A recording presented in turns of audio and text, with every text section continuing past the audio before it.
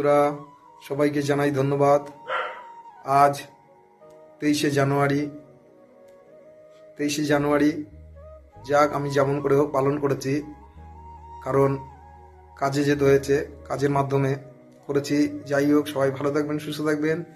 আজকে আমার ব্যক্তিগত একটা কথা বলবো আপনাদের 23শে জানুয়ারি উপলক্ষে, যে আজকের দিনটা কেউ কোনো ভেদাভেদ থাকা উচিত নয়। জাতি, ধর্ম, কর্ম সব কিছুর দিক দিয়ে কোনো ভেদাভেদ থাকা উচিত নয়। আর এবার বলবো আমি একটা আমার ব্যক্তিগত কথা, যেটা কিনা সবচেয়ে